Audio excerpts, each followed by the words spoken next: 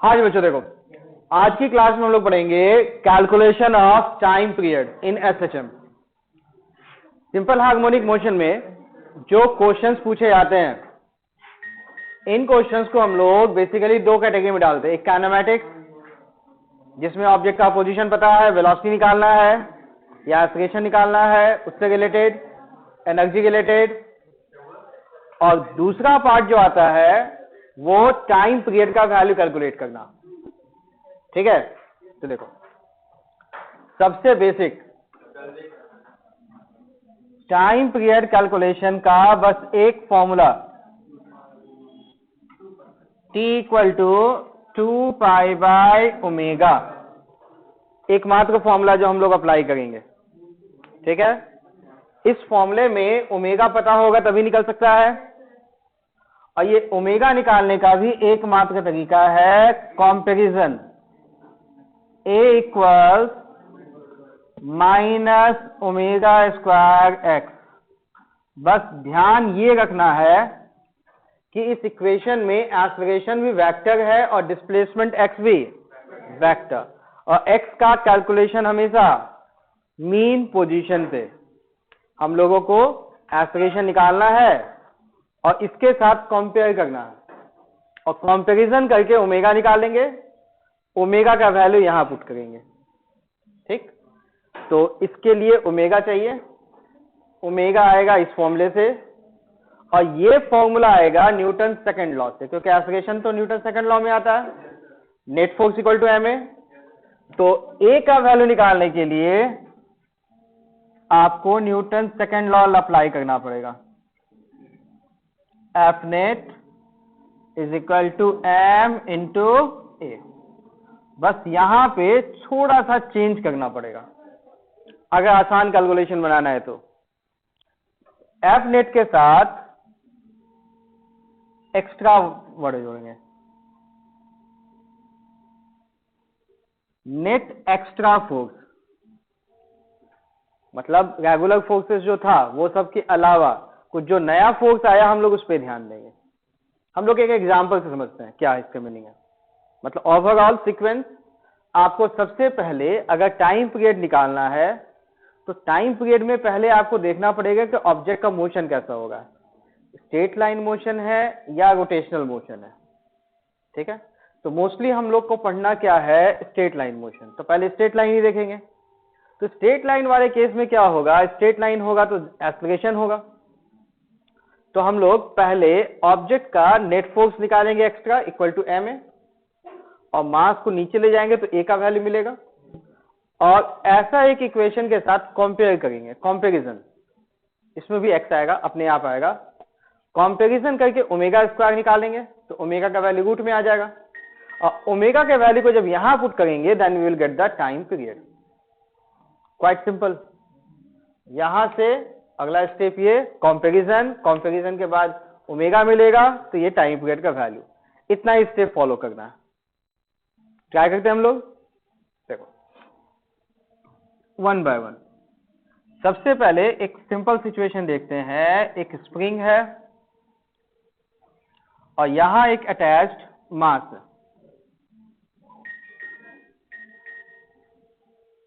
Spring constant के मास का value m।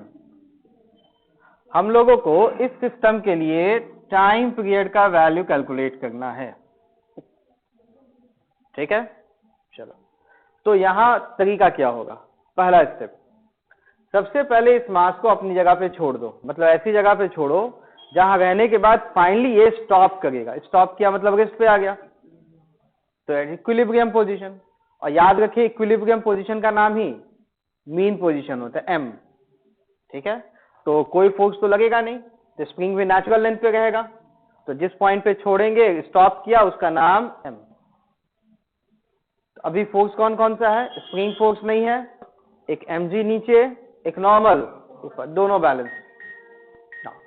अब हम लोगों को m पोजीशन से ऑब्जेक्ट को शिफ्ट करना है। जिधर एसएचएम होगा उधर ही, राइट लेफ्ट में एसएचएम होगा तो हम लोग या तो राइट शिफ्ट करेंगे या तो लेफ्ट, कोई भी एक जगह। सपोज हम लोग इसको शिफ्ट कर दिए यहां और डिस्टेंस ले लिए x, शिफ्टेड। चलो अब आपको यहां बताना है कि इसके एफबीडी में फोर्स कौन कौन सा लगा। एक mg नॉर्मल बैलेंस, ये mg नॉर्मल तो यहां भी था, तो जो चेंज हुआ हम लोग को उसी को लेना है। m से जो शिफ्ट किए, शिफ्ट करने के बाद जो नया फोर्स आया उसे लेना, पुराने वाले को नहीं लेना है। जैसे यहाँ mg था, यहाँ भी mg है, तो mg को टच ही नहीं करना है। यहाँ भी नॉर्मल था, वही नॉर्मल यहाँ भी है, उससे मतलब ही नहीं। लेंथ बढ़ गया तो एक फोर्स लगेगा, स्प्रिंग फोर्स, फॉर्मूला याद होगा kx। तो स्प्रिंग फोर्स का डायरेक्शन किधर होगा? स्प्रिंग हमेशा ऑब्जेक्ट को अपने नेचुरल लेंथ पे लाने की कोशिश करता है, तो जिस पॉइंट पे छोड़े थे वापस लाने की कोशिश किया। तो यहां पे आपको न्यूटन्स लॉ में ये फॉर्मूला में एक्स्ट्रा फोर्स के नाम पे क्या मिला? kx, एक ही फोर्स है। तो यहां पे सॉल्व करने का मेथड आप पहले लिखेंगे formula F net extra is equal to M A, लिख लिए फॉर्मूला। अब extra force is kx is equal to mass into aspiration. Comparison करना था ए का वैल्यू, एम ए तो था नहीं, तो इस वाले एम को नीचे ले जाओ, तो बताइए ए का वैल्यू क्या मिलेगा? k upon M into X. अब आ गया है कंपैरिजन के, ठीक है। तो कंपैरिजन जब भी कीजिएगा तो हमेशा ये माइनस साइन मिसिंग मिलेगा, कभी दिखेगा ही नहीं, क्योंकि हम लोग हमेशा जब भी फोर्स लगाते हैं इन टर्म्स ऑफ मैग्नीट्यूड देखते हैं, साइन के साथ नहीं देखते, वेक्टर साइन के साथ। इसलिए हम लोग को जब भी आंसर मिलता है वो हमेशा माइनस साइन हमेशा मिसिंग होता है, तो बाद में हम लोग को माइनस साइन देना। अगर स्कूल के एग्जाम है तो माइनस साइन तो देना पड़ेगा, तो ही नंबर आएगा। अगर स्कूल का एग्जाम नहीं है तो आप सीधे बोलो ओमेगा स्क्वायर का वैल्यू k बाय एम। अगर स्कूल के एग्जाम है तो साइन देखो।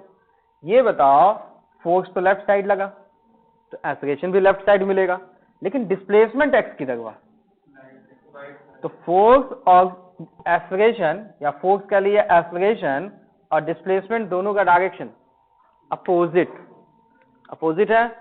इसलिए क्या करेंगे, अंतिम स्टेप में दोनों को वेक्टर बनाएंगे माइनस, एक स्टेप पहले फिर से माइनस, हो गया कंप्लीट, ठीक। तो कंपैरिजन करके ओमेगा स्क्वायर का वैल्यू मिला दोनों को, it's k by M, omega is square root k upon M. ना टाइम पीरियड का फॉर्मूला 2 पाई बाई ओमेगा, अब वैल्यू पुट कर देना है, एम ऊपर के नीचे। मेथड में थोड़ा भी कंफ्यूजन है तो बोलिए, कोई इश्यू नहीं मेथड में? चलो इसको नोट कीजिए।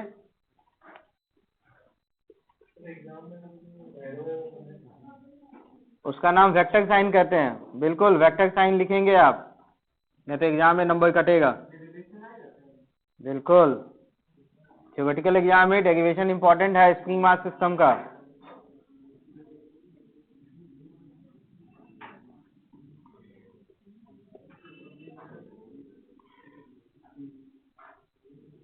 चलो इसको पहले नोट करेंगे, उसके बाद इसके लिए टाइम पीरियड निकालने का देखेंगे।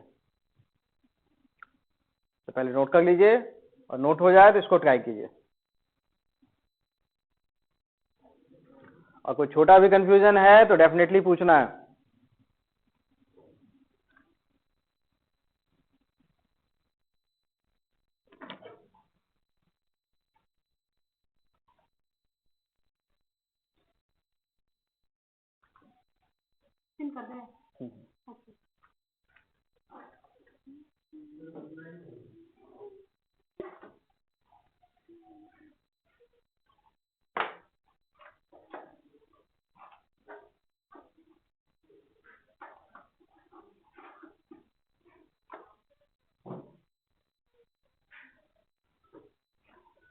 सेवन एट भी निकाल लीजिए, और 7 8 को भी इसके साथ ही स्टेपल कर लीजिए, 3 3 का सेट हो जाएगा।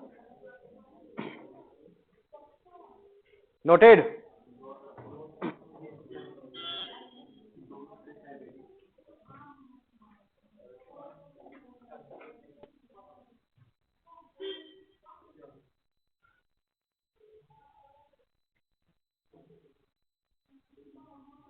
नोटेड।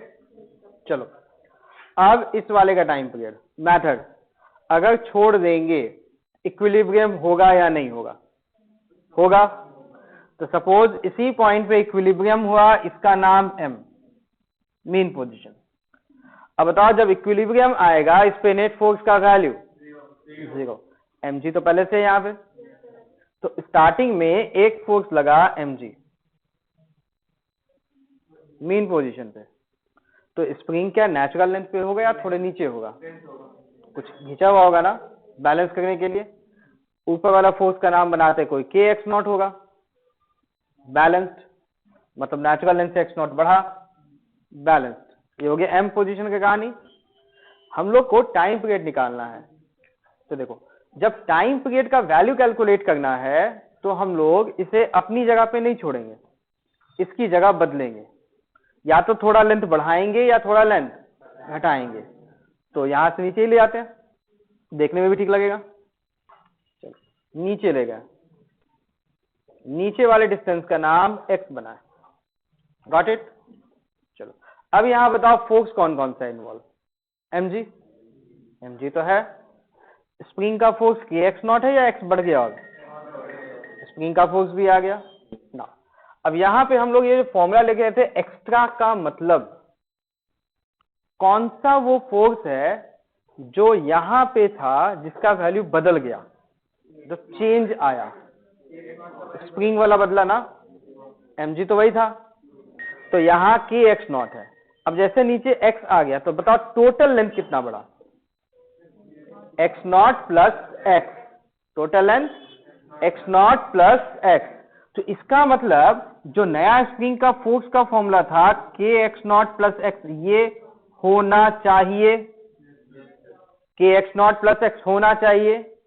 एक्स्ट्रा का मतलब ये हो गया कि नीचे आने पे कौन सा फोर्स एक्स्ट्रा मिला? kx0 तो यहां भी था, एक्स्ट्रा कौन सा बढ़ा? kx, only kx extra force, बाकी तो नहीं। तो यहां आपको बस एक्स्ट्रा फोर्स लिखना है। तो एक्स्ट्रा फोर्स का वैल्यू क्या हो जाएगा बताइए? फॉर्मूला लिख लेते हैं, F extra net is equal to M A. तो extra force is K X is equal to M A. M G K X not से कोई मतलब नहीं है, तो ए का वैल्यू फिर से के बाय एम एक्स। फिर से देखो माइनस साइन धोखा दिया, तो उसको सुधारने के लिए वेक्टर बना के माइनस, वेक्टर बना के माइनस, क्रॉस चेक करना है तो तरीका भी है। एक्स कहां गया? लेकिन स्प्रिंग का फोर्स ऊपर, अपोजिट तो हमेशा मिलेगा, इसलिए माइनस साइन हमेशा जस्टिफाइड होगा। तो ओमेगा तो मिल गया, फिर से वही पुराना value square root of K upon M. तो टाइम पीरियड का भी वही पुराना वैल्यू 2 पाई रूट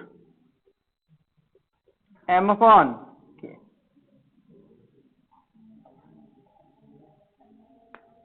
वैल्यू में कोई कंफ्यूजन? चलो एक छोटा सा यहाँ कंक्लूजन निकालना चाहते हैं।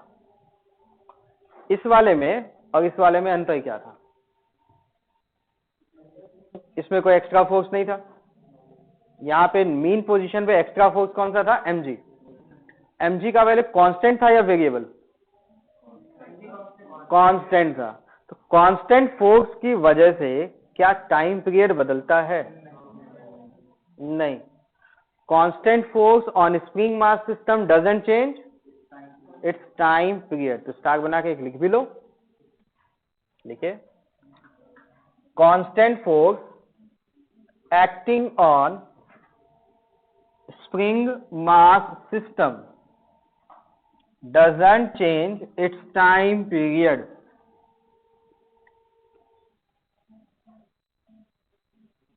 Constant force acting on spring mass system doesn't change its time period. ठीक है। सेम क्वेश्चन में अगर मैं बोल दूं यहां मैं नीचे एक 100 न्यूटन का फोर्स भी लगा दूंगा, तो बताओ टाइम पीरियड बदलेगा क्या? अब पहले जो हॉरिजॉन्टल था उसमें एक 100 न्यूटन का फोर्स लगा देंगे तो टाइम पीरियड नहीं चेंज होगा, कांस्टेंट फोर्स की वजह से चेंज। अच्छा, अगर मैं कहूं कि इसको अगर मैं एक लिफ्ट के अंदर डाल देता हूं, लिफ्ट में, लिफ्ट का ए नॉट एक्सेलरेशन ऊपर, चेंज क्या होगा? स्यूडो फोर्स लगेगा। स्यूडो फोर्स का फॉर्मूला है में किधर? नीचे। कांस्टेंट होगा या वेरिएबल? टाइम पीरियड बदलेगा क्या? तो लिफ्ट में डालने पे टाइम पीरियड में चेंज नहीं होगा। पहचान लेंगे अभी? ठीक। अब देखो कुछ दूसरा केस भी देख लेते हैं हम लोग।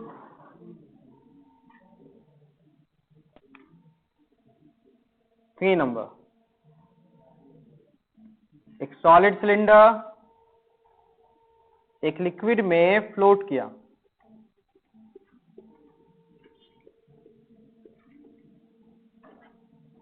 इसका मास m, area capital A, liquid का डेंसिटी L, ठीक है। फ्लोट किया, तो फ्लोट होने के लिए कंडीशन, लिक्विड का डेंसिटी बड़ा होना चाहिए या सॉलिड का? लिक्विड का, ठीक है। कुछ पोर्शन लिक्विड के अंदर, कुछ पोर्शन लिक्विड के बाहर, ठीक। रेस्ट पे आ गया होगा। आपको क्या करना है, इसको अपनी जगह से फ्लोटिंग पोजीशन से थोड़ा नीचे धक्का दो, थोड़ा कंप्रेस हो जाएगा, और हाथ हटा दो। ये क्या करेगा? ऊपर नीचे डोलेगा। टाइम पीरियड का value,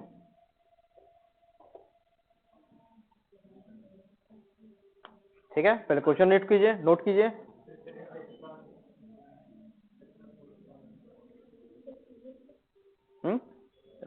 density of liquid, area capital A, cylinder का मास m, ठीक है। Question noted. चलो अब सॉल्व करने का मेथड। तो जब इसको सॉल्व करना होगा तो मेथड क्या सीखे थे? जो इक्विलिब्रियम पोजीशन, वहां से काम नहीं करना है, जगह बदलना है, ठीक। तो पहले बताओ इक्विलिब्रियम पोजीशन पे फोर्स कौन कौन सा था? mg एंड बॉइंट फोर्स, 2 था। अब जगह बदलो, नीचे ले जाना है या ऊपर? चलो यहां से इसको थोड़ा सा नीचे ले जाते हैं। तो बताओ नीचे वाला डिस्टेंस का नाम क्या लेना है? x ले गए नीचे। तो हम लोग को फॉर्मूला में क्या था? नेट फोर्स का वैल्यू निकालना है या extra force? F net extra is equal to M A, यही ना? चलो ये बताओ, क्या नीचे लाने से mg बदला? mg को लेना ही नहीं है। पुराना बॉइंट फोर्स वही है कि नया बॉइंट फोर्स हो गया? तो नया बॉइंट फोर्स में तो टोटल वॉल्यूम लेना है, लेकिन अपने को टोटल नया बॉइंट फोर्स निकालना है या जो एक्स्ट्रा बॉइंट फोर्स आया वो देखना है? एक्स्ट्रा देखना है ना। और बॉइंट फोर्स का फॉर्मूला क्या था? लिक्विड का density volume of solid inside liquid into g. तो ये जो एक्स्ट्रा बॉइंट फोर्स होगा उसका फॉर्मूला लिक्विड का density into volume of solid inside liquid. तो इनसाइड में तो ये टोटल वॉल्यूम था, लेकिन अपने को एक्स्ट्रा फोर्स चाहिए तो ये चाहिए वॉल्यूम। तो वॉल्यूम का value area into length A x, ये दोनों हो गया, into density of liquid volume of solid inside into is equal to m into a. अब यहां से ए का value, density of liquid a g by m into x. Comparison के लिए फिर से यही वैल्यू, फिर से देखो माइनस साइन धोखा दिया ना, माइनस साइन। फिर से यहां x x minus a vector x vector minus. Check करते हैं, एक्स कहां? नीचे। तो एक्स्ट्रा बॉइंट फोर्स कहां था? ऊपर। तो एक्सप्रेशन भी ऊपर ही होगा ना, इसलिए माइनस साइन। तो यहां पे ओमेगा स्क्वायर का वैल्यू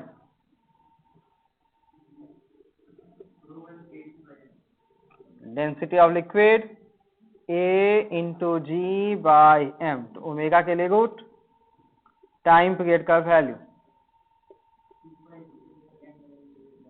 एम अपॉन लिक्विड का डेंसिटी ए इंटू।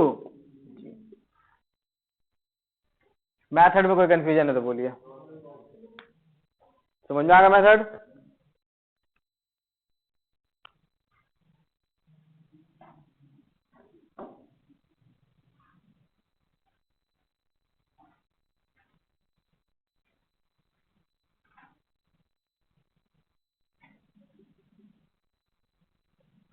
थोड़ा सा कॉम्प्लिकेशन का लेवल बदलते हैं। हाँ,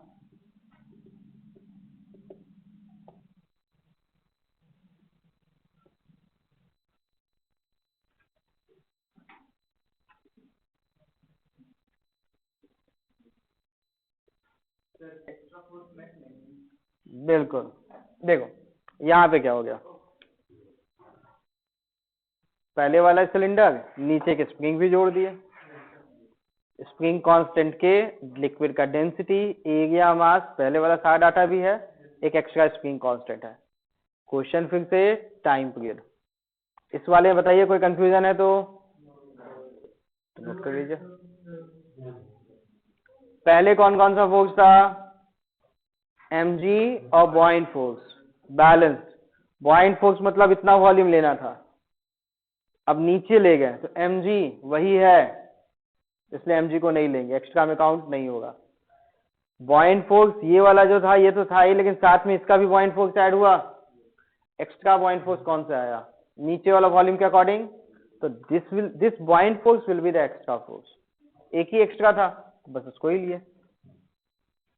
यहां इनिशियली स्प्रिंग कंप्रेस्ड है, इसको लो देखो कंप्रेस्ड है, बैलेंस होगा ना, कहीं कंप्रेस्ड तो होगा तो बैलेंस होता। अब शिफ्ट करेंगे तो एक्स्ट्रा फोर्स बस देखना है, ऑब्वियसली नीचे ही शिफ्ट करना बढ़िया है, जैसे वहां देखे थे। शिफ्ट कीजिए नीचे एक्स और कैलकुलेट करके बताइए एक्स्ट्रा फोर्स कौन कौन सा बना, कौन कौन सा एक्स्ट्रा फोर्स बना।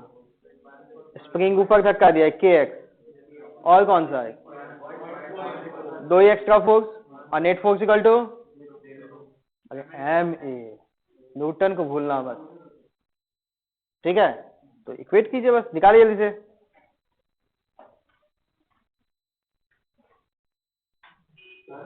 बोलो।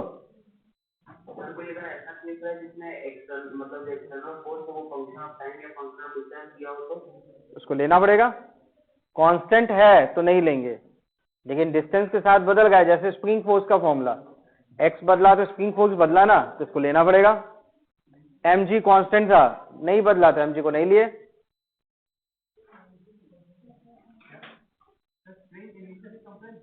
इनिशियली कंप्रेस्ड है, मतलब स्टार्टिंग में देखेंगे तो एक mg होता नीचे, एक स्प्रिंग का फोर्स होता kx नॉट, और एक बॉइंट फोर्स होता, तो ऊपर वाला बॉइंट फोर्स और kx नॉट मिलके mg को बैलेंस किया होता।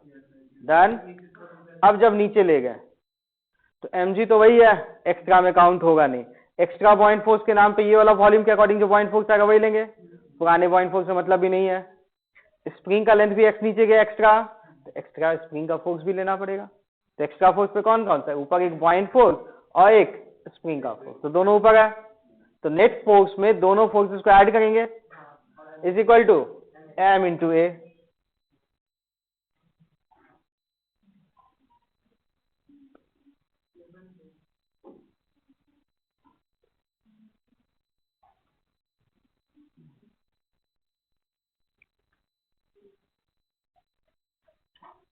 आ गया, चलो।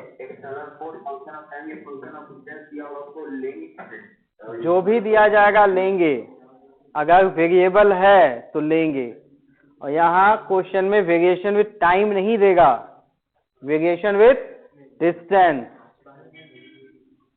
ठीक है। देखो यहाँ पे एक्स्ट्रा फोर्स के नाम पे ऊपर एक बॉइंट फोर्स लगेगा और एक के एक्स, तो फॉर्मूला में बॉइंट फोर्स का formula density of liquid, extra volume area into x into g, और एक और के एक्स, दोनों का डायरेक्शन सेम इसलिए ऐड हो गया, तो net force equal to m into a. तो यहां से ए का वैल्यू में एक्स कॉमन बाहर निकालो, density of liquid A into G plus K into X upon M, ठीक है। अब माइनस साइन तो होना चाहिए था, अब माइनस दे देंगे वापस, पूरे को एक साथ माइनस दे दो या इंडिविजुअली माइनस दो। Time period 2 pi omega, direct formula m upon K plus density of liquid A into G। हो गया 5।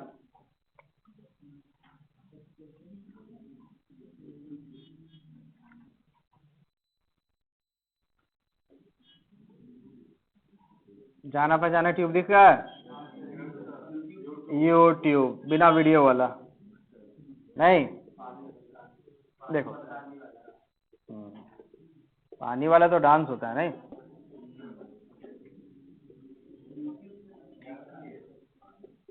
देखो ट्यूब यू शेप का, यहां पे ये लेंथ दिया है L, this length is 2L, ये लेंथ भी L, एरिया A, इसका एरिया भी A और नीचे वाला एरिया भी A, सबका एरिया सेम, ठीक है। और ये पूरा सिस्टम बोले तो ट्यूब एक सरफेस पे रखा हुआ है फिक्स्ड।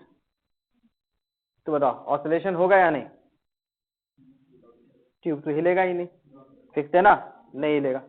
अब क्या करना है, किसी तरह से इस पानी को ऐसा पकड़ना है लेवल पे, पानी के ऊपर का लेवल फिक्स करो, एक कंटेनर मतलब एक पिस्टन जैसा कुछ भी ले लो या कोई ढक्कन ले लो, पानी को ऐसा पकड़ के नीचे धक्का दो, तो क्या होगा, ये पानी नीचे जाएगा तो ये पानी ऊपर जाएगा, उसके बाद हाथ हटा लो, पानी ऊपर नीचे ऑसिलेट करेगा।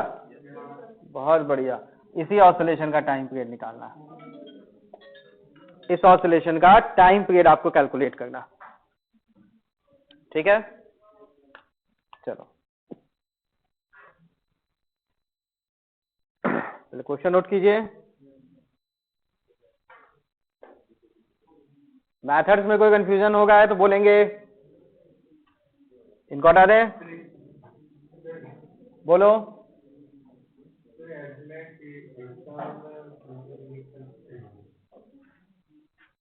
बोलिए क्या?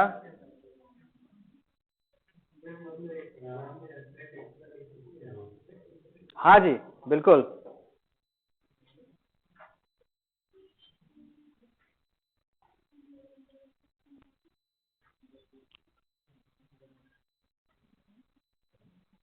देखो इसमें क्या करना होगा, पुराना मेथड, इक्विलिब्रियम पोजीशन पे डिस्टर्ब नहीं करना है इसको, इसको नीचे ले जाना है। कितने डिस्टेंस नीचे लेके जाओगे? x। तो ये लेवल वही होगा कि ये भी ऊपर चला जाएगा? कितना लेवल जाएगा ऊपर?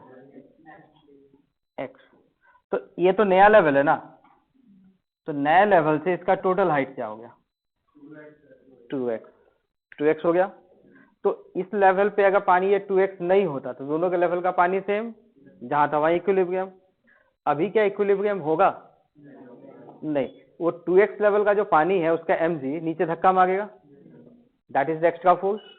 क्योंकि इसके लेवल का और इसके लेवल का तो नीचे वाला सेम था, हिलता ही नहीं, बस ये जो एक्स्ट्रा पानी हो गया, लिक्विड हो गया, यही तो नीचे धक्का मारेगा। और इसका डेंसिटी भी गिवन है, डेंसिटी लिक्विड का, ठीक। तो सॉल्व करना है, पुराना मेथड वही, F net extra is equal to M A, ठीक। तो एक्स्ट्रा फोर्स के नाम पे इसका mg, मास तो दिया ही नहीं है, तो डेंसिटी इंटू वॉल्यूम, मास का फॉर्मूला, डेंसिटी तो पता है। अब बताओ इसका वॉल्यूम कैसे निकालेंगे? एरिया इंटू वॉल्यूम या एरिया इंटू लेंथ? एरिया तो दिया हुआ है, तो लेंथ x प्लस l। अरे इसके ऊपर का ना लिक्विड चाहिए क्या पूरा चाहिए? Total height 2x, volume area into 2x, density volume G, extra force mg equal to ma। इसका ही मास ऑसिलेट किया कि सब ऑसिलेट किया? तो मास किसका? पूरे का। कैसे? फिर से भाई, डेंसिटी इंटू वॉल्यूम। तो बताओ वॉल्यूम के नाम पे ये वॉल्यूम, तीनों वॉल्यूम बता दे जाओ, इसका वॉल्यूम का फॉर्मूला A इंटू एल, इसका ए इंटू 2L, इस वाले का A इंटू एल, तो डेंसिटी वॉल्यूम जी, ठीक है। या एक और तरीका भी कर सकते थे, ठीक है, एक और तरीका भी कर सकते हैं। देखो यहां से जितना वॉल्यूम नीचे किए उतना ही ना वॉल्यूम बड़ा होगा, तो पहला जो वॉल्यूम था उसी का डबल कर दो। जितना वॉल्यूम नीचे किए उतना ही ना वॉल्यूम ऊपर जाएगा, वॉल्यूम बोल रहा हूं मैं, उतना ही वॉल्यूम नीचे ऊपर जाएगा। तो इसका वॉल्यूम क्या था, एरिया इंटू एक्स, तो उसका वॉल्यूम भी एरिया इंटू एक्स, तो 2 टाइम्स एक्स, डायरेक्ट भी सोच सकते थे। और वॉल टोटल मास के लिए टोटल वॉल्यूम निकालने तो आता ही है। अब मान लो क्वेश्चन ऐसा होता, चेंजेस आप बताओ, इसका एरिया ए, इसका एरिया दिया होता A/3, तब चेंज क्या होता, इसका एरिया वापस ए दिया होता। पहला इक्वेशन में क्या चेंज होता, इसका एरिया ए, इसका एरिया ए, इसका एरिया A/3 होता, तो वैल्यू क्या होता, एक्स गया तो AX इंटू 2, क्योंकि जितना वॉल्यूम नीचे गया उतना ही गया ऊपर, एरिया का में तो हाइट ज्यादा जाएगा, तो अपने को हाइट से मतलब था ही नहीं, वॉल्यूम का mg था ना, तो ये लेफ्ट साइड वाला टर्म सेम। इसमें density volume AL A2L A/3L, ठीक है। और यहाँ पे G होगा या A होगा, A होगा, बिल्कुल। अब पुराने क्वेश्चन में आता है ना A था, समझ में आ गए चेंज। तो यहाँ पे आपको क्या निकालना है, A का वैल्यू, थोड़ा मेहनत करो, ये ए कट गया, तो पहला टर्म डेंसिटी भी देखो वो भी कैंसिल आउट हो गया, तो बचा क्या 2gx, तो एक होगा एक्सेलरेशन A का वैल्यू 2gx डिवाइडेड बाय, ये बताओ L 2L, L कितना 4L, दैट इज 2 4 2 बचेगा, इट्स G/12 इंटू एक्स। तो ओमेगा का value G/12, time period 2 pi omega 12 जी। समझ में आ रहा है? क्या समझ में नहीं आया बताओ, लेफ्ट साइड नहीं समझ में आया या राइट साइड नहीं समझ में आया?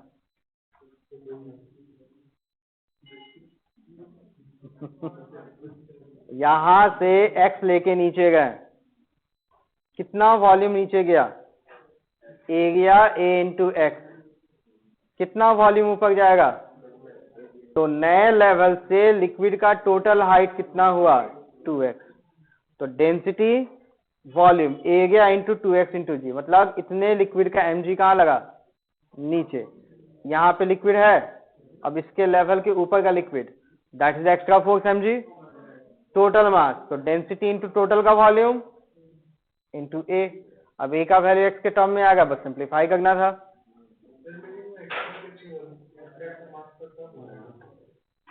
एक्स्ट्रा कैसे नहीं हुआ, इस लेवल तक लिक्विड नहीं है।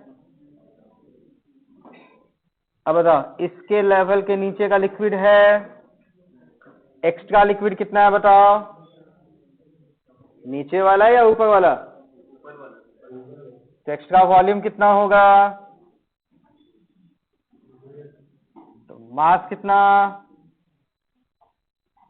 Density into volume. देखो अब देखो ये लोग क्या करते क्या है, जेई में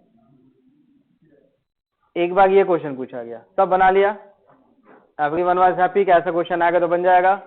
अब जेई वालों ने क्या किया, थोड़ा सा चेंज, बोला इसको अब एंगल पे बना देता है। तो बताओ एंगल पे बनाएंगे, एरिया वही रखा, एरिया वही, अब बोला दोनों में भी लिक्विड का लेवल सेम है पहले,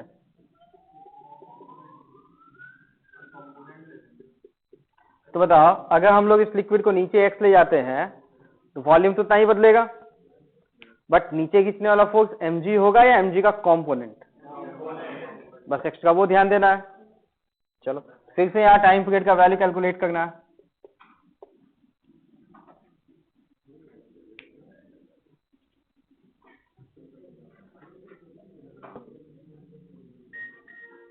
चलो यहाँ पे गिवन है मास ऑफ लिक्विड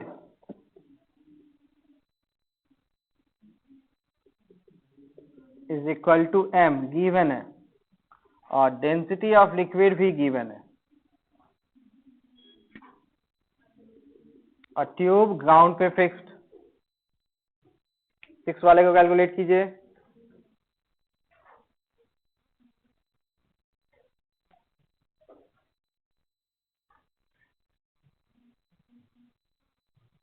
पहले वाला टाइम पीरियड समझ में आया ना? मतलब बस ये ध्यान में रखो, एक्स्ट्रा फोर्स अगर सोचते हैं तो कैलकुलेशन बहुत आसान हो जाता है, इसलिए एक्स्ट्रा फोर्स को कभी भूलना नहीं है।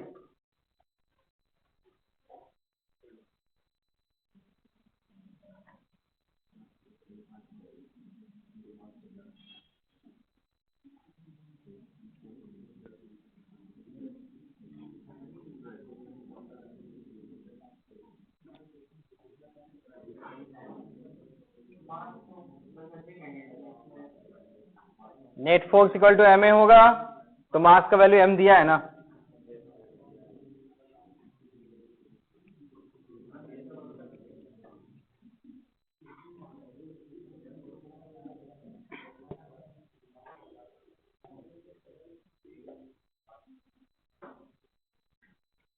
चलो फिर से वही पुराना मेथड, अपनी जगह पे इसको छोड़ना नहीं है, थोड़ा सा नीचे लेके जाओ।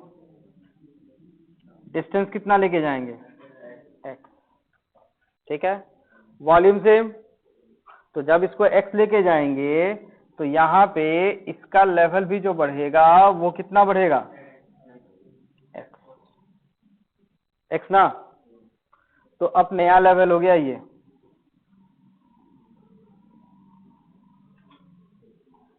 ठीक है। और ये डिस्टेंस x है,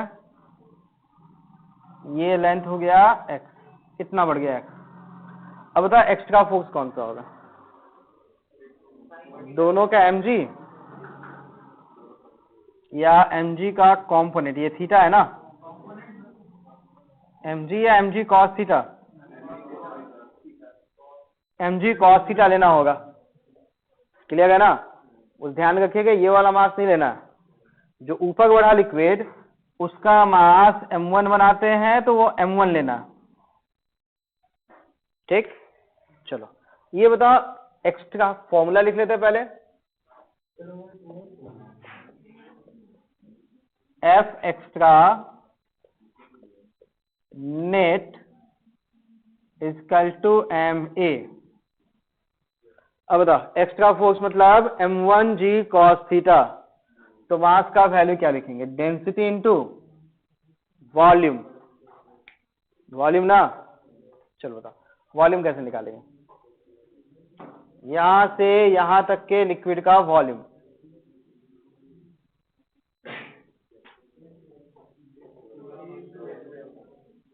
a इंटू एक्स 2 टाइम्स, नहीं नहीं। चलो थोड़ा सा यहां परपेंडिकुलर और हाइपोटेनस में फंसाता है, ध्यान से समझो। यहां पे देखो पहला चीज ध्यान समझो, यहां से आपने x लेंथ को नीचे किया, आपका ये लेवल हो गया, ठीक है।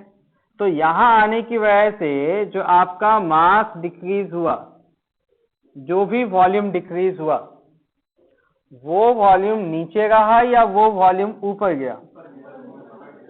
ऊपर गया। मतलब इसका वाला जो मास m डैश होगा, ये वही वाला मास m डैश है, ये में तो कोई कंफ्यूजन नहीं, ठीक। लेकिन अपने को एक्स्ट्रा फोर्स में सिर्फ ये वाला लेना है कि ये नीचे वाला भी लेना है? नीचे वाला भी लेना है। अब देखो मैथ्स उसने क्या फंसाया, उसने तो बोला हम लोग कौन सा वर्टिकल एक्स ले गए हैं या इलोंगेशन वाला लेंथ एल ले गए? वर्टिकल लाइन एक्स है, ये लाइन एक्स है, ये एंगल थीटा है। तो यहां का वॉल्यूम जब निकालना होगा, इसका जब वॉल्यूम निकालना पड़ेगा ये ब्लू वाले पानी का, तो अपने को वर्टिकल लाइन एक्स देखना पड़ेगा क्या स्लैंट हाइट के अकॉर्डिंग हम लोग वॉल्यूम निकालेंगे? वो तो नहीं दिया, तो निकालो। तो फिर वो बोलेंगे तो 2x बोलेंगे तो गलत नहीं हो जाएगा? तो प्रॉब्लम समझ में आया? मतलब छोटा सा मेंसुरेशन फंसा गया आप लोगों को, 10 क्लास वाला मेंसुरेशन। बात समझ में आई कि यहाँ पे एक बार ठहर जाओ, बड़ा डायग्राम थोड़ा सा करते हैं। इस x को थोड़ा और नीचे ले जाते हैं,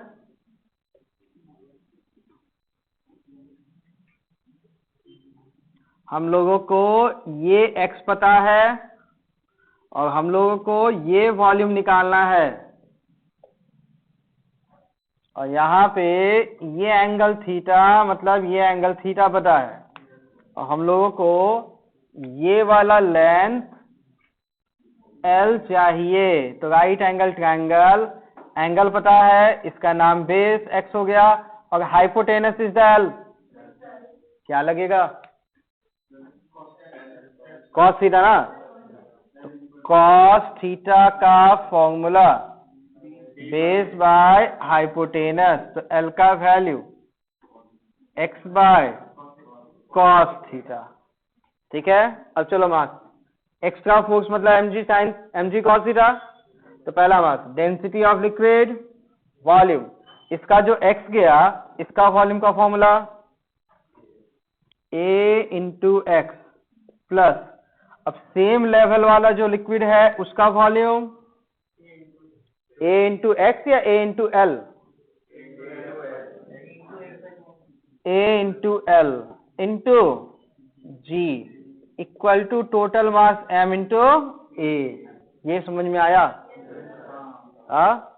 तो बस छोटे छोटे चेंजेस किए जाते हैं। डेंसिटी AX A, L का value x upon cos theta into ji equal to M A. थोड़ा सिंप्लीफाई कर लेते हैं ना। A का value density A common 1 plus 1 by cos theta G into X divided by m। तो time का value, इसको सेक बना दे तो बड़ा टाइम पीरियड का value 2 pi omega m by density A, G पहले लिखते हैं 1 प्लस सेक थीटा। और वेक्टर साइंस में देखो फिर से माइनस साइन मिसिंग था। स्कूल वाला पूछ लिया तो पहले बोलेंगे जेई के एग्जाम में आना नहीं चाहिए, स्कूल के एग्जाम में अगर दे दिया तो माइनस साइन डालना भूलेंगे नहीं। ठीक है, अच्छा बताओ यहाँ पे mg लेना चाहिए था या m1g cos थीटा?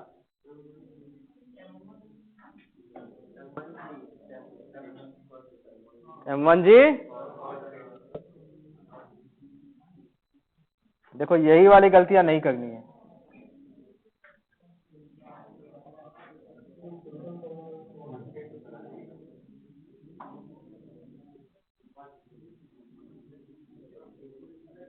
समझ में आया ना? 1 plus sec theta into cos theta is cos theta plus 1, set हो जाएगा। नोट कीजिए इसको। एक बार फिर से ध्यान से सुनो, शुरुआत से पूरा सुन लो। ठीक है, देखो इस पे ये सीधा था, ये इंक्लाइन पे था। आपको बोला एसएचएम का टाइम पीरियड निकालना है। Got it? तो हम लोग क्या करेंगे, पुराना मेथड एक्स नीचे लेके जाएंगे और बोलेंगे जो वॉल्यूम नीचे गिरा वही वॉल्यूम ऊपर गया। इस लेवल से ऊपर वाले का तो कहानी समझ में आया। जो इसका m होगा वही मास इसका होगा, लेकिन हम लोग यहाँ वर्टिकल लाइन में x लेके गए, लेकिन यहाँ मास निकालने के लिए तो स्लैंट लेंथ चाहिए ना। हाँ, तो देखो ये लेंथ l, थीटा, देखो यहाँ भी ये दिखा है स्लैंट लेंथ l, थीटा मतलब ये थीटा, वर्टिकल लेंथ x, तो l cos theta equal to x या cos theta equal to x by l, तो l equal to x by cos theta. अब अपने को mg लेना चाहिए, इसका मास जो नीचे गया मतलब ये मास सेम, प्लस इसका मास भी लेना चाहिए था, ठीक, और दोनों का mg cos थीटा लेना चाहिए था। तो यहां पे हम लोग लिखेंगे extra force density into volume, इसका वाला ए गया इंटू एक्स, ये मास हो गया, इसका वाला ए इंटू एल, इसका मास भी हो गया, इंटू जी के साथ cos theta, equal to total mass into a. तो यहां से cos थीटा चाहो तो मल्टीप्लाई भी कर सकते हो, या फिर डेंसिटी ए गया, जी कॉमन, एक्स भी कॉमन, तो 1 plus 1 by cos theta, multiply में भी cos थीटा होगा, वेक्टर साइन देंगे तो माइनस साइन भी आएगा, तो omega square density A 1 plus 1 by cos theta g by m into cos theta, तो बस टाइम पे 2 पाई ओमेगा। ठीक है, क्या नहीं समझ में आया बताओ।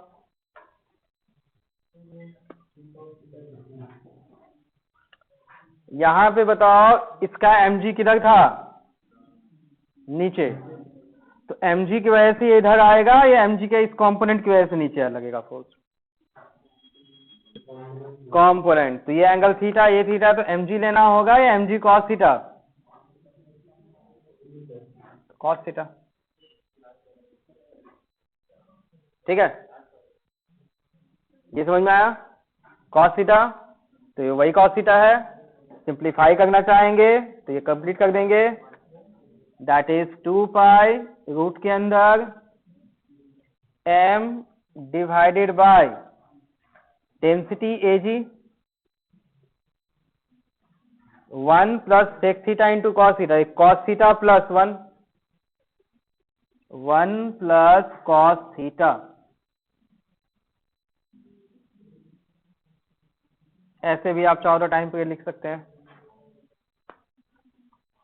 नोटेड।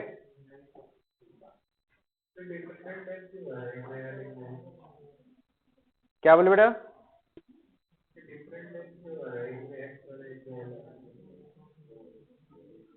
मेंसुरेशन,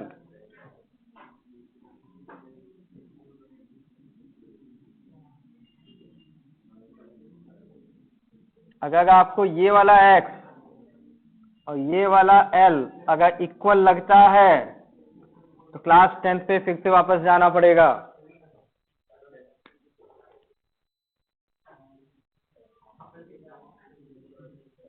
हटा दें,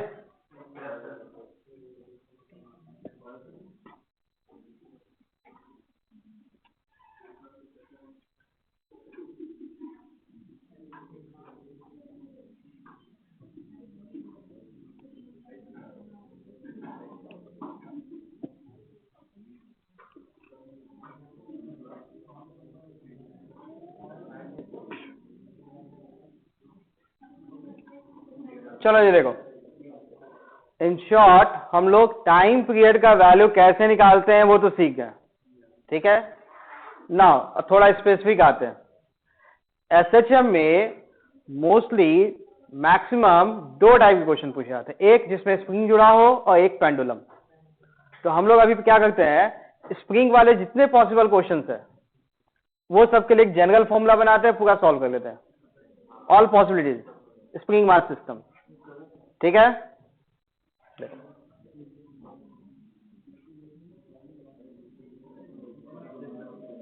स्प्रिंग मास सिस्टम, देखो स्प्रिंग मास सिस्टम के लिए थोड़ी देर पहले याद कीजिए हम लोगों ने टाइम पीरियड का फॉर्मूला लिया था, एक सिंगल स्प्रिंग और एक मास के लिए formula 2 pi root m by k, थोड़ा सा चेंज करना है, m के साथ eq, k के साथ भी eq for equivalent mass, equivalent spring constant.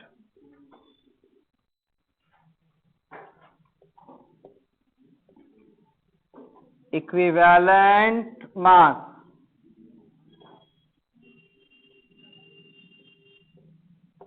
Equivalent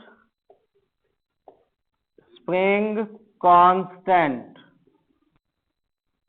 I think नाम में तो कोई कंफ्यूजन नहीं ना। अब देखो, जैसे रेसिस्टेंस के केस में आप लोग जोड़े थे series connection, parallel connection, same कहानी स्प्रिंग के लिए होता है, सीरीज एंड पैरेलल, बस उल्टा होता है। सीरीज में जैसे R1 प्लस R2 था, पैरेलल में 1 बाय R इक्विवेलेंट, यहाँ उल्टा, पैरेलल वाला फॉर्मूला K1 प्लस K2 और सीरीज वाला formula 1 by K equivalent 1 by K1 plus K2। अकेला मास होगा तो M इक्विवेलेंट की जगह M। तो पहले हम लोग K इक्विवेलेंट देखेंगे, उसके बाद मास भी देखेंगे। अकेला मास है तो M equivalent is M, more than 1 मास होगा तो कैसे बनेगा हम लोग थोड़ी देर बाद क्वेश्चन आएगा तब। पहला series 1 upon K equivalent 1 by K1 plus 1 by K2। Parallel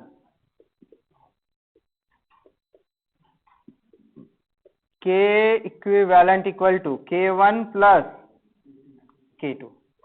अब थोड़ा सा आपको छोटा सा एक डेफिनेशन बताते हैं कि कैसे पहचाना जाए सीरीज या पैरेलल। ठीक है, जैसे देखो दो स्प्रिंग K1 K2 है, ठीक है।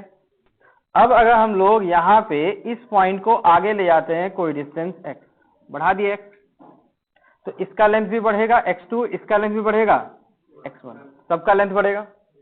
तो यहाँ पे हम लोग x के वैल्यू को x1 प्लस x2 लिख सकते हैं।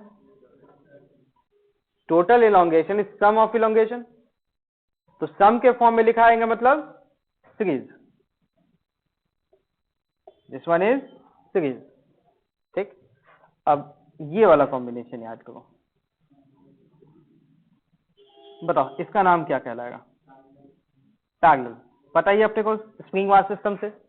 तो अगर हम लोग यहां से इसको x ले गए तो बताओ x1 और x2 इक्वल हुआ कि नहीं, और इक्वल टू टोटल इलोंगेशन, तो ऐसे कॉम्बिनेशन का नाम पैरेलल। पहचानने का तरीका याद आया? इक्वल इलोंगेशन और हर एक स्प्रिंग का तो पैरेलल, और नेट इलोंगेशन को सम के फॉर्म में लिखा गया तो सीरीज। लिखवाना पड़ेगा क्या ये? तो एक पहचान के बताओ मुझे, ये वाला कॉम्बिनेशन क्या कहलाएगा? एक मास m यहां पे है,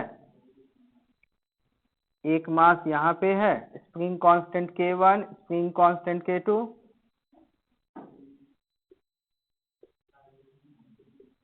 आधे लोग सीरीज बोलो, एक लोग पैरेलल बोलो, कोई ना कोई एक सही तो होना ही है। क्या कहलाएगा? पैरेलल। यहां से x लेके जाओ, x लेंथ घटाओ, वही लेंथ x बढ़ा, तो पैरेलल। तो K इक्विवेलेंट का फॉर्मूला पैरेलल वाला K1 प्लस K2। पहचान लोगे ना? इसको पहले नोट कीजिए, सीरीज पैरेलल का फॉर्मूला, उसके बाद सीरीज पैरेलल वाले क्वेश्चन। कुछ कंफ्यूजन है तो पूछेंगे। देखो, पैरेलल तब डिफाइन करते हैं कि जब हम लोग एक इंट को x डिस्टेंस लेके गए, तो जितना बॉडी का इलोंगेशन हुआ, हर एक स्प्रिंग का इलोंगेशन सेम, तो इक्वल इलोंगेशन हर एक स्प्रिंग का इंडिविजुअल और बॉडी का इलोंगेशन भी सेम, तो कॉम्बिनेशन का नाम पैरेलल। अब पैरेलल के लिए फॉर्मूला K1 प्लस K2। ठीक है, और लास्ट वाले में जो x लेके जाएंगे दोनों का x इक्वल होगा, तो कॉम्बिनेशन का नाम पैरेलल। तो इक्विवेलेंट K1 प्लस K2।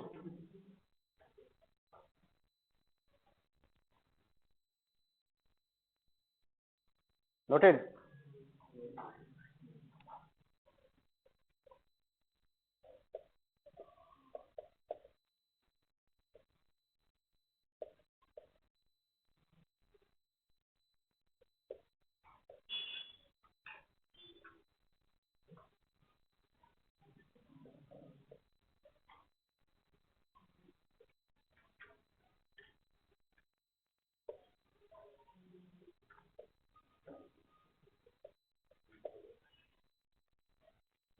चलो अब उसके बाद एक एक क्वेश्चन में देते जाओगा, आप लोग आंसर बताते जाओ। बस पहला का बताओ आंसर क्या आएगा। के इक्विवेलेंट सीरीज पैरेलल ऐड होगा कितना, टाइम पीरियड का फॉर्मूला √m/k इक्विवेलेंट इज, आ गया आंसर, सिंपल है ना। सेकंड,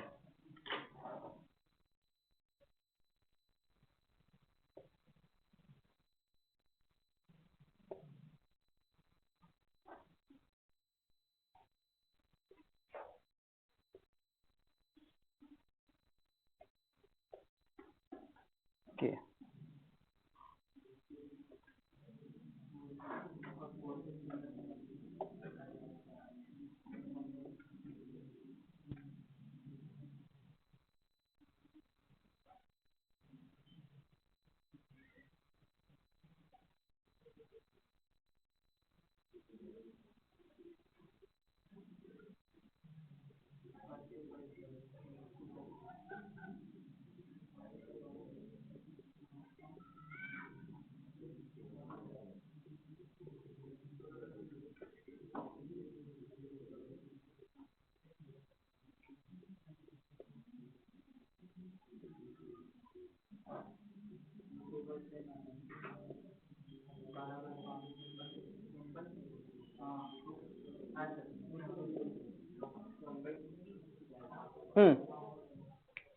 इस वाले का 2m/3k, बिल्कुल सही। देखो इसमें 6k एंड 3k का कॉम्बिनेशन सीरीज, ठीक है। तो सीरीज का फॉर्मूला 1/3k + 1/6k, सॉल्व कीजिएगा तो 1/2k, मतलब इसके इक्विवेलेंट का वैल्यू 2k और ये वैल्यू k है, तो दोनों 2k एंड k सीरीज, इसका वैल्यू 2k और इसका k, दोनों कॉम्बिनेशन पैरेलल, तो 3k + k, sorry 2k + k 3k, तो k इक्विवेलेंट 3k समझ में आया कि नहीं। तो टाइम पीरियड इन दोनों का, तो 1/2k इज 1/k इक्विवेलेंट, अगर 1/k इक्विवेलेंट इज 1/2k, तो k ऊपर ले आएंगे तो 2k भी तो ऊपर जाएगा, तो ये वैल्यू 2k और ये वाला पैरेलल में add 3k, time period 2π√m/k equivalent is 3k।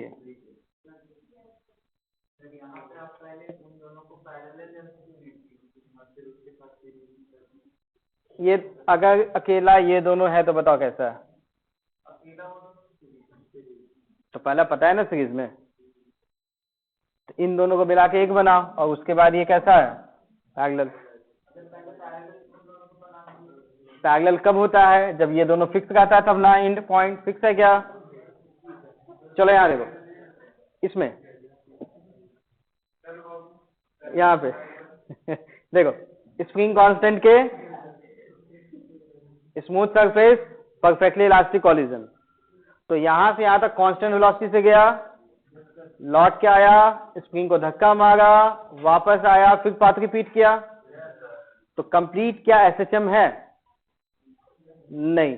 SHM कब कहलाएगा, जब सिर्फ स्प्रिंग के साथ जुड़ा हुआ रहेगा, तो कंप्लीट जब स्प्रिंग के साथ जुड़ा हुआ हो तो एसएचएम, लेकिन ये तो कुछ समय स्प्रिंग के साथ भी जुड़ा था, कांस्टेंट वेलोसिटी से भी गया, constant velocity is not SHM, तो combination of SHM and oscillation या ओवरऑल ऑसिलेशन नॉट एसएचएम, तो इस पूरे का टाइम पीरियड का वैल्यू, तो ऑसिलेशन का टाइम, एक एक करके कोई एक स्टार्टिंग पॉइंट ढूंढो, ढूंढ के वापस एंड पॉइंट पे पहुंचा दो वापस, ठीक है। एक एक करके बताओ, यहां से सपोज यहां से मोशन स्टार्ट करते हैं, यहां पे वेलोसिटी कितना है v0, तो यहां से डिस्टेंस कितना है l, वापस आने का भी l, स्पीड तो नहीं बदलेगा इलास्टिक कॉलिजन, तो टोटल डिस्टेंस 12 कितना स्पीड, डिस्टेंस पता है, स्पीड पता है, time, distance by speed 12/v0। तो यहां से यहां जाके वापस आने का टाइम 12/v0। अब उसके बाद स्प्रिंग के साथ कंप्रेस किया, वापस आया। तो थोड़ा याद करो, इस पॉइंट से जब स्प्रिंग को कंप्रेस करके वापस आया तो क्या पूरा टाइम पीरियड बिताया?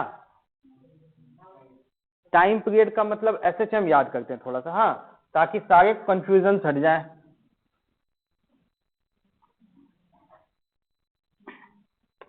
देखो SHM में टाइम पीरियड का मीनिंग क्या था? एक m था, x y। ये बताइए अंतिम एंड पे वेलोसिटी क्या होता है? 0। इस पॉइंट पे वेलोसिटी का वैल्यू Vmax। तो मतलब ऑब्जेक्ट अगर यहां से 0 वेलोसिटी से गया 0 वेलोसिटी तक, तब लौटा तो टाइम पीरियड। अब यहां वाला सिचुएशन में क्या बता, यहां पे जब इसको धक्का मारेगा तो वेलोसिटी 0 था क्या? कंप्रेस किया, स्टॉप किया ना, फिर लौट के आया। तो यहां से जब गया तो यहां पे फोर्स कितना था? 0, नेचुरल लेंथ पे था। तो फोर्स 0 वाले पोजीशन का नाम m होता है ना, एक्सेलरेशन 0, फोर्स 0। तो ये मास का स्प्रिंग के साथ अटैच होने वाला कहानी कब से स्टार्ट हुआ?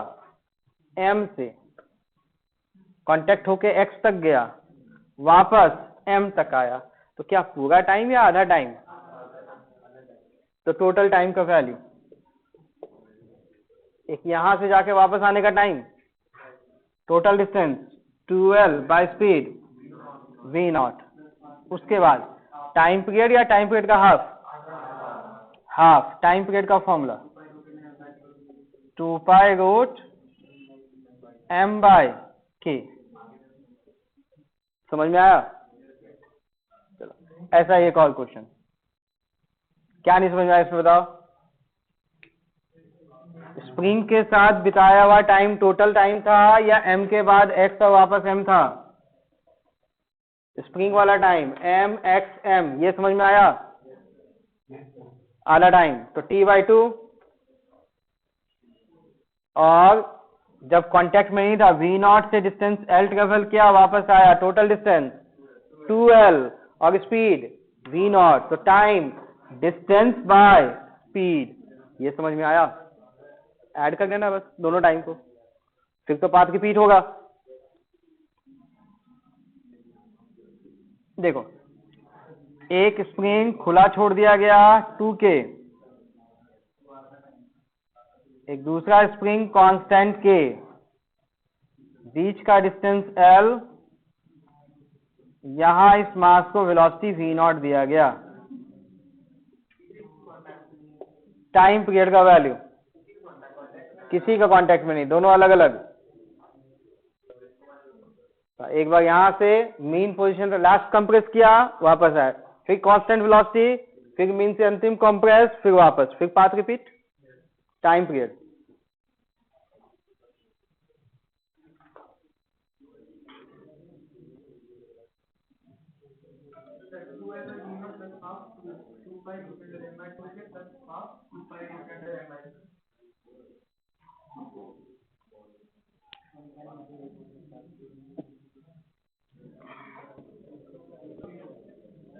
चलो चेक करें, जल्दी बनाओ भले।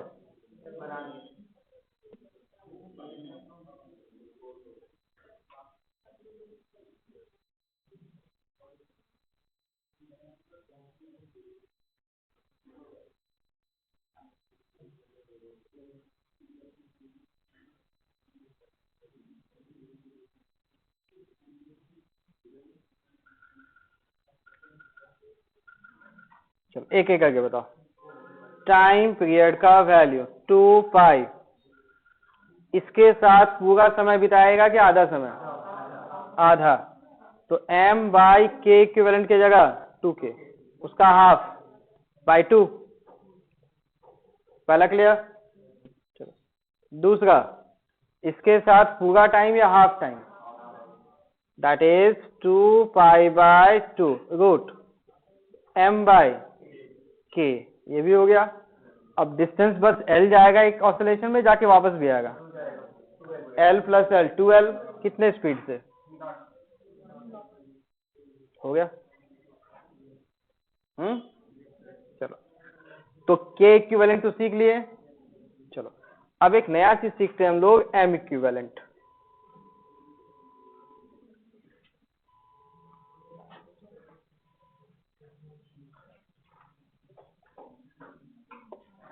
देखो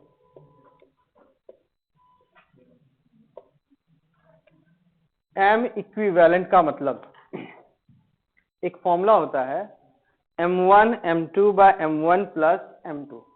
इसका नाम कहलाता है रिड्यूस मास। तो 2 मास के लिए भी लेते हैं, 3 मास के लिए भी लेते हैं। एक्चुअली ये फॉर्मूला आता है 1 by M equivalent equal to 1 by m1 plus 1 by m2 plus 1 by m3, उस वाले फॉर्मूले से। ठीक है, लेकिन हम लोग के सिलेबस में जितने भी क्वेश्चंस आएंगे उसमें सिर्फ 2 ही मास इन्वॉल्व, 3 मास इन्वॉल्व नहीं होता है। तो अपने को 2 ही वाला सॉल्व करेंगे तो ये वैल्यू मिलता है। ठीक, तो ये आया क्यों? जब कॉलिजन को, थोड़ी सी बैकग्राउंड स्टोरी जाननी पड़ेगी। जब कॉलिजन को सेंटर ऑफ मास फ्रेम के रिस्पेक्ट में देखते हैं, एनालाइज करते हैं, तो सीएम फ्रेम से एनालाइज करने के लिए हम लोग को और इजी हो जाता है जब हम लोग 2 मास की जगह, कॉलिजन वाले में 2 मास की जगह एक सिंगल मास कंसीडर करते हैं, जिसका मास का नाम होता है रिड्यूस मास। ठीक है, तो बाद में पता चला वो जो सीएम फ्रेम में हम लोग एनालाइज किया एम इक्विवेलेंट, वो हम लोग बाकी सिचुएशंस में भी डायरेक्टली अप्लाई कर सकते हैं। जैसे स्प्रिंग मास सिस्टम में स्प्रिंग के 2 एंड होंगे, अगर दोनों एंड पे अलग अलग मास है तो 2 मास को हटा के आप सिंगल मास बनाएंगे और उस मास का नाम एम इक्विवेलेंट, और फॉर्मूला में एम इक्विवेलेंट पुट कर देंगे। कब यूज करना है? जब स्प्रिंग के दोनों एंड पे अलग अलग मास m1 m2, तो दोनों मास को एक सिंगल मास बनाएंगे, उस सिंगल मास का नाम एम इक्विवेलेंट, और एम इक्विवेलेंट का यहां वैल्यू पुट करेंगे तो टाइम पीरियड आ जाएगा। चेक करते हैं, देखो देखें, एक स्प्रिंग, इसका मास कैपिटल एम, यहां mass small M, spring constant K, ऐसे दिया हो गया। अब इसमें बोला गया कि हम लोग दोनों मास में से दोनों मास को ऐसे कंप्रेस कर दिए और छोड़ दिए, तो ये मास ऐसे ऐसे छटपटाने लगेगा, तो इसका टाइम पीरियड भी होगा एक, बस वो टाइम पीरियड निकालना है। तो स्प्रिंग तो एक ही है, तो के इक्विवेलेंट की जगह के, अब के एम इक्विवेलेंट की जगह ये वाला फॉर्मूला से लगेगा। तो टाइम पीरियड का फॉर्मूला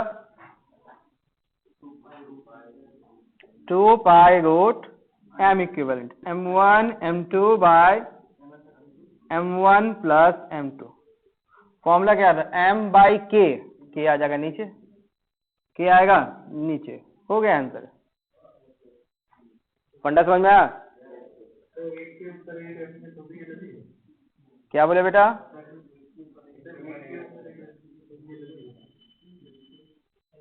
एक ना ना ना, 2 एंड पे 2 मास, एक के ऊपर दूसरा कहाँ है? यहाँ पे बात सुने नहीं ध्यान से।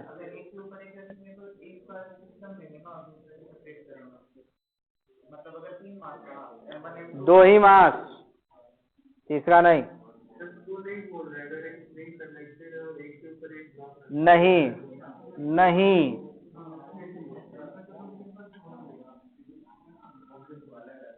स्प्रिंग के दोनों एंड पे दोनों अलग अलग मास। कब? देखो, एक गाड़ी, इसका मास कैपिटल एम, स्प्रिंग जुड़ा हुआ है,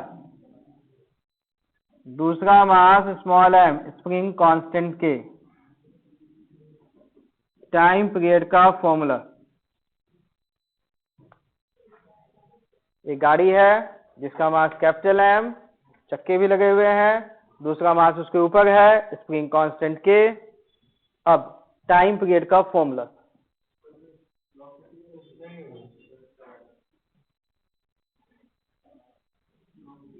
दोनों mass small m capital m ही तो है, तो दिखाने का तरीका अलग अलग हो गया। एक कैपिटल एम, ये पूरा गाड़ी का मास कैपिटल एम, एक स्मॉल एम, एम इक्विवेलेंट तो वही रहेगा, आंसर भी सेम। बदल दे थोड़ा सा। चलो क्वेश्चन में यहाँ पे 2 स्प्रिंग है, अब आंसर क्या होगा बताओ। बस के जगह 2K, बिल्कुल आंसर लिख भी लीजिए।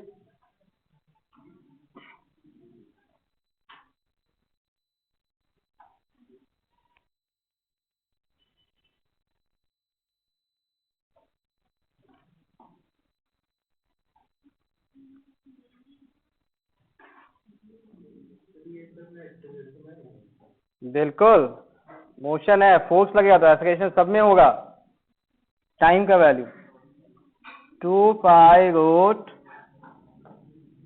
m1 m2 by m1 plus m2 1 by 2K, 1 upon 2K। Method clear. चलो थोड़ा सा पैटर्न बदलते हैं यहाँ पे।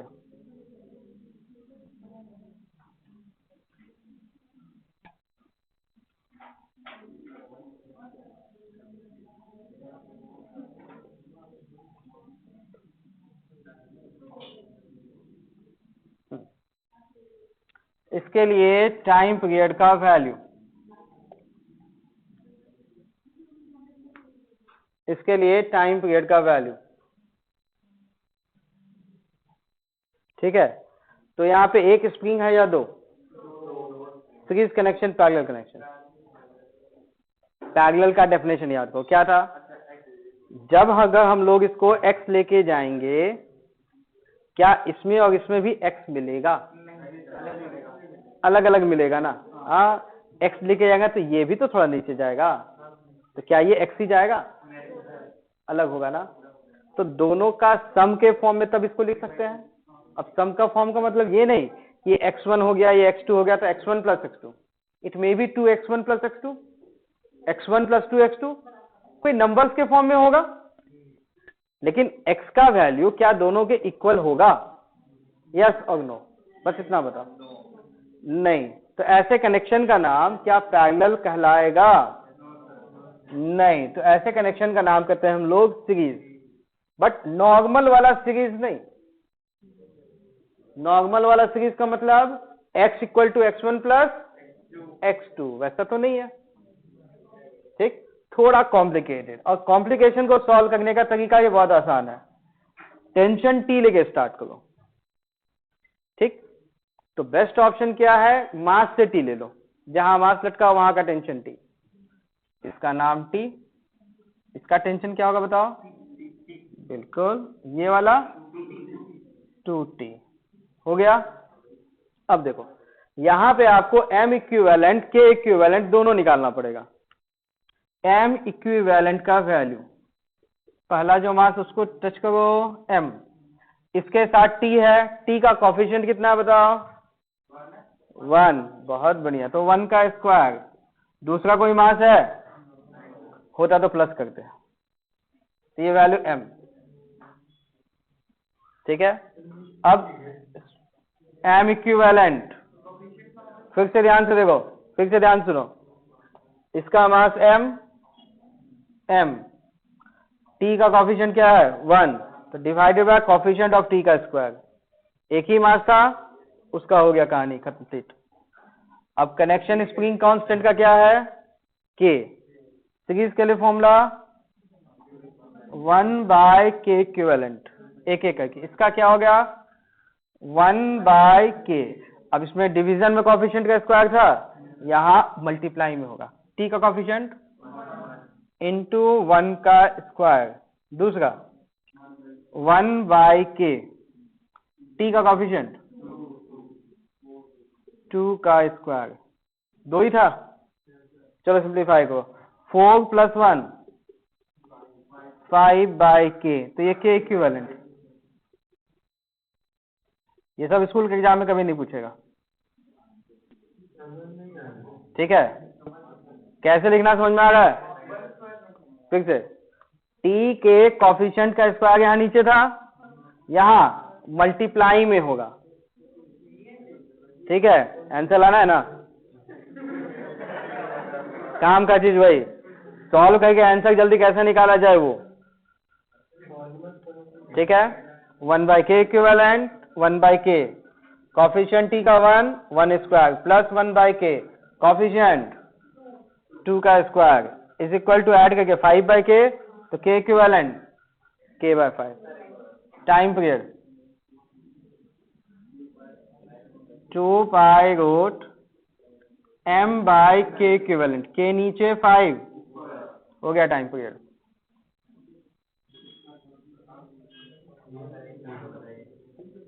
जितना बता गए अभी उतना सुनो, ज्यादा दिमाग मत लगाइए। अगला क्वेश्चन मत करो फिर।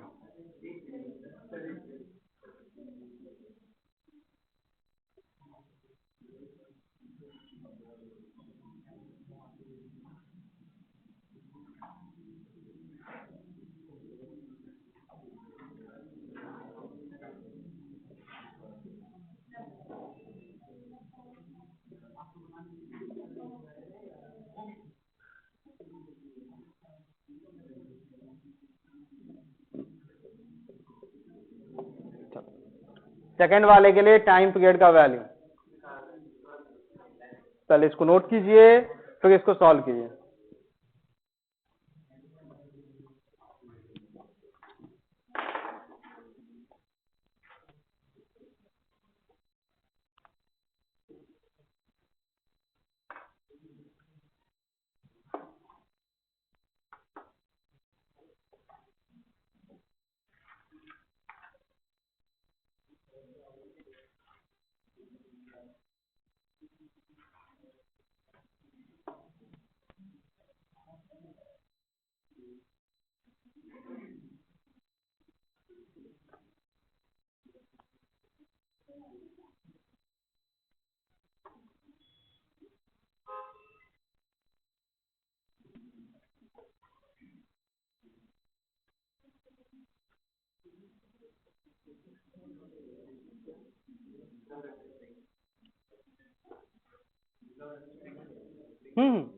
तीन स्प्रिंग है सेकंड वाले में, only 3 spring is present. Second question,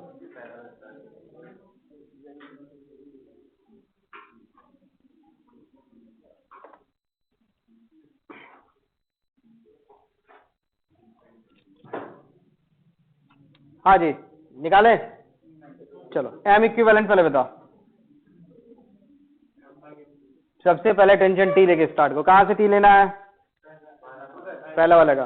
चलो टी, इसका भी टी, यहाँ बहुत बढ़िया। This one 4t। टी में कोई कंफ्यूजन नहीं? एम इक्विवेलेंट बताओ, एक मास है या दो? दोनों का लेना होगा। इसका m बाय 1 स्क्वायर, दूसरा वाला m बाय, टेंशन कितना है? तो ध्यान से देखो ना, ये 2 और ये दोनों तो इसी से लगा हुआ है। 3 टाइम्स t, तो t square coefficient 3 square, it's m plus m upon 9, 10 m upon 9, ये हो गया k equivalent. 1 upon k equivalent 1/k, t coefficient 1 square. Second one है 1 अपॉन k कॉफिशिएंट 2, स्प्रिंग के साथ अटैच्ड स्प्रिंग 2 है ना, दैट्स 2 स्क्वायर।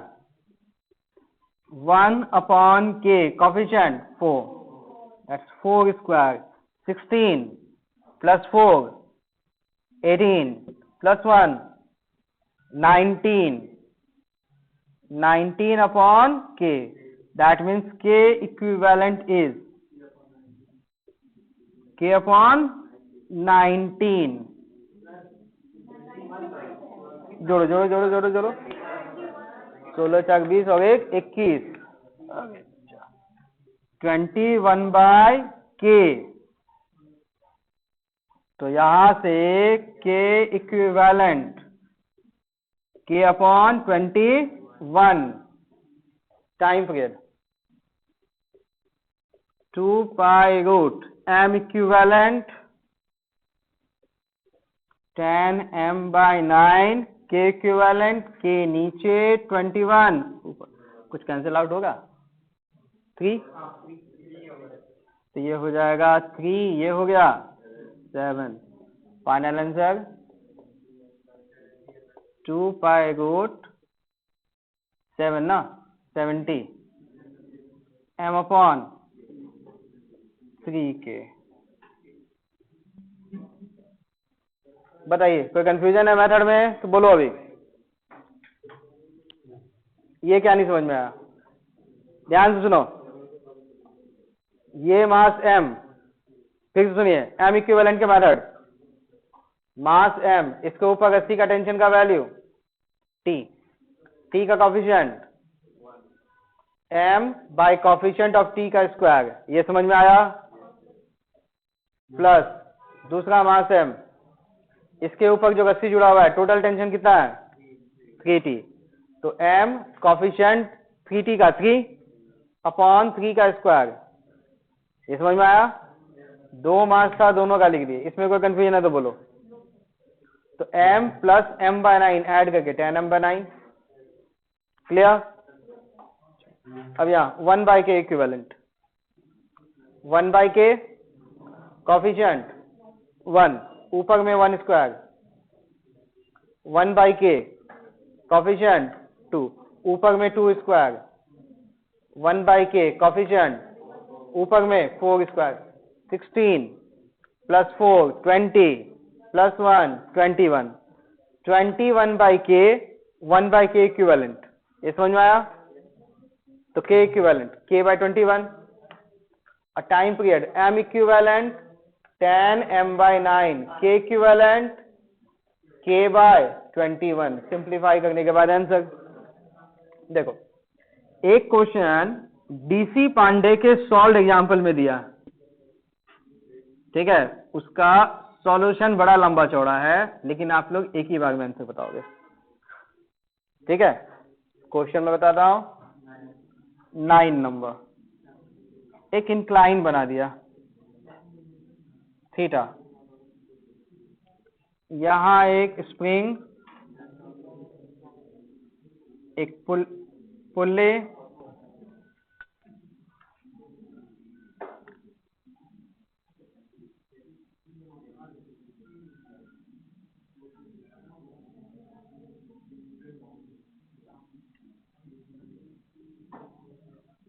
एक ही मास m है, दो spring constant K,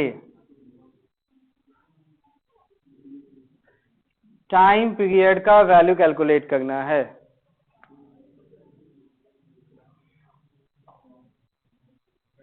time period t का वैल्यू कैलकुलेट करना है, ठीक है भाई। m इक्विवेलेंट k इक्विवेलेंट और टाइम पीरियड का फॉर्मूला तो पता ही है।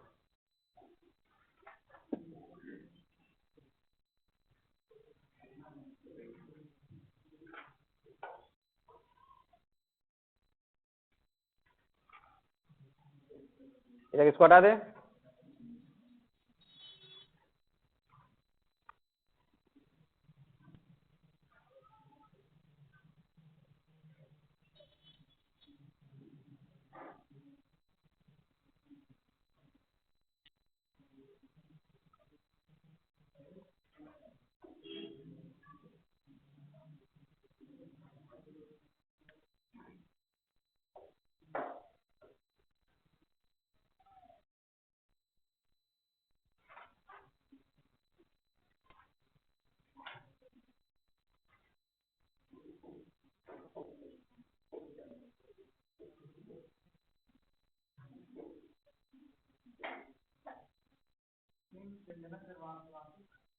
यहां से आते कि स्प्रिंग, एक रस्सी जो यहां से गया ऐसे गोल घूम के आया, इसके ऊपर से spring and then mass m।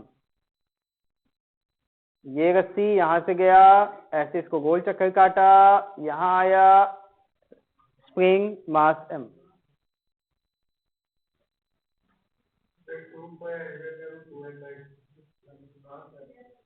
चलो चेक करते हैं एम इक्विवेलेंट।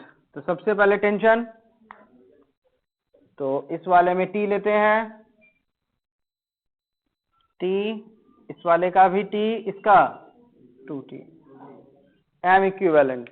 ये हो गया एम, कॉफिशिएंट 1, एम बचेगा 1/k इक्विवेलेंट, 1/k, 1 का स्क्वायर सेम, 1/k कॉफिशिएंट, ऊपर में 2 square, it is 5/k, so k equivalent is k upon 5 time period 2 pi root m equivalent m, k equivalent k upon 5। समझ में आया? चलो, तो इन सभी सिचुएशन में एक खास बात था, क्या? पुल्ली सब जो था वो आइडियल था, कोई रोटेशनल मोशन नहीं था। अब एक दो सिंपल क्वेश्चन कर लेते हैं जिसमें थोड़ा रोटेशन भी इन्वॉल्व होगा। फॉर्मूला बस ध्यान में रखेंगे आप।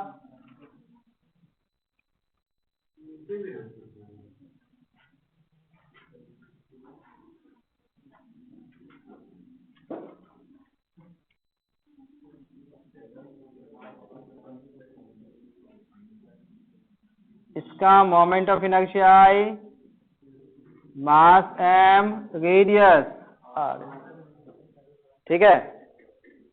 और इस वाले का टाइम पीरियड कैलकुलेट करना है, ठीक है। तो मिला जुला के सेम चीज समझो, स्प्रिंग और मास है,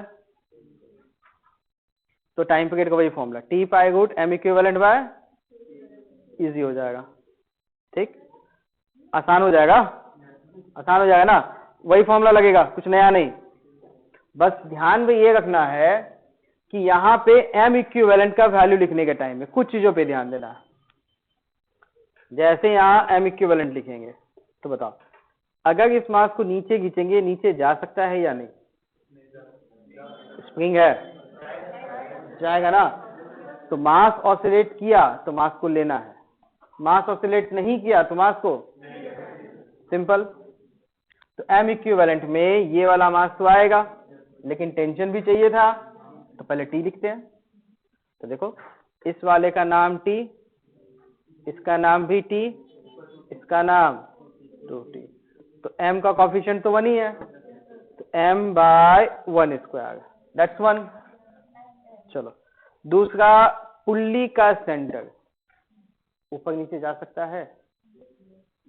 देख लो, ध्यान से देख के, ऐसे नहीं, तुक्का नहीं मारना है, फिक्स्ड है ना, हिलेगा ही नहीं, तो लेना है, मास नहीं लेना है, पक्का।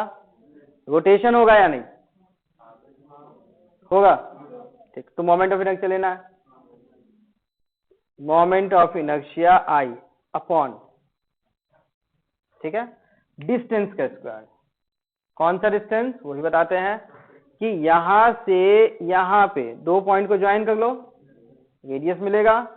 तो इसका टेंशन, सेंटर वाला टेंशन और दूसरे साइड वाला टेंशन, दोनों का कॉफिशिएंट का डिफरेंस, दोनों के कॉफिशिएंट का डिफरेंस क्या मिलेगा?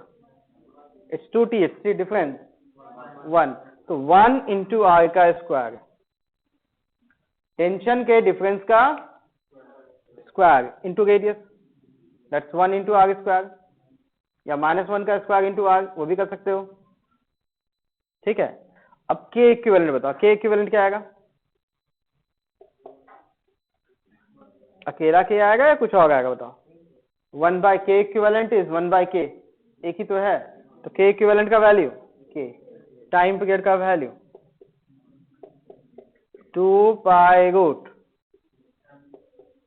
m plus I upon R square upon K, easy है ना? चलो, इसको नोट कीजिए। ऐसा ही एक और क्वेश्चन था, देखो, जो मास ऑसिलेट किया उस मास को लेना है, जो मास ऑसिलेट नहीं किया उसे नहीं लेना है, ठीक है। ये मास ऑसिलेट हो सकता है, इसको लेंगे।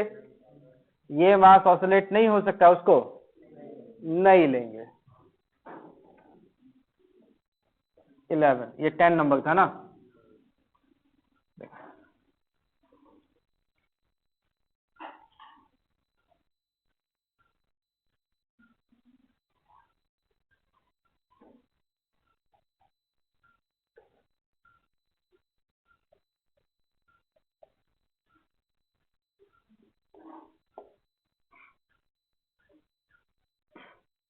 टाइम पीरियड का value,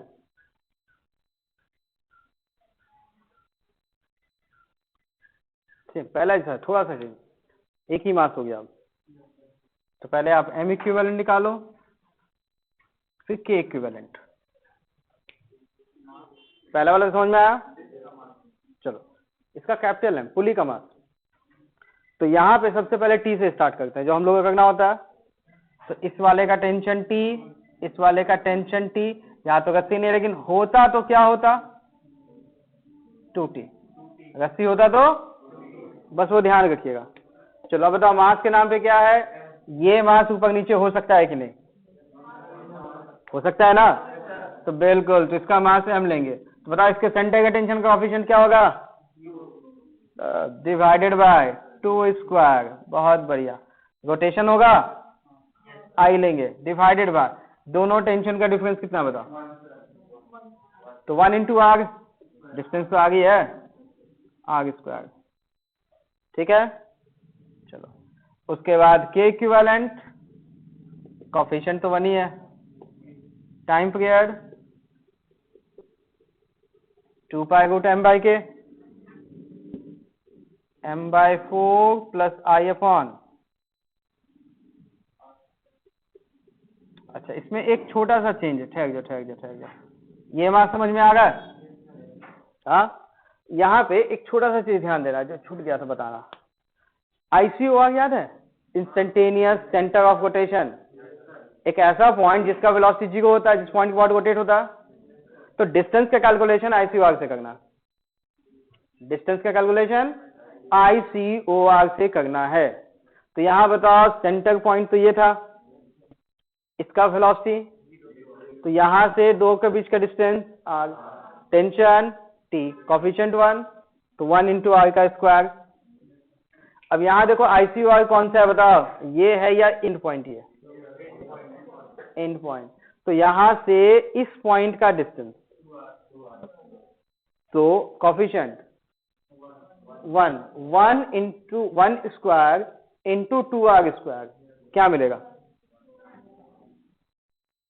I upon 1 into 2r, that's 4r का स्क्वायर। सॉरी, 1 इंटू 2r का स्क्वायर। अब चाहो तो इसको भी ले सकते थे। यहां टेंशन का कोएफिशिएंट कितना है? 2T, 2 ना, और ये डिस्टेंस r, तो 2 इंटू आर स्क्वायर। अगर ये टेंशन जुड़ दे तो कोएफिशिएंट 1, लेकिन रेडियस 2, तो 1 इंटू 2r स्क्वायर। एक ही आएगा आंसर, बट डिस्टेंस कहां से? हमेशा ICOR से।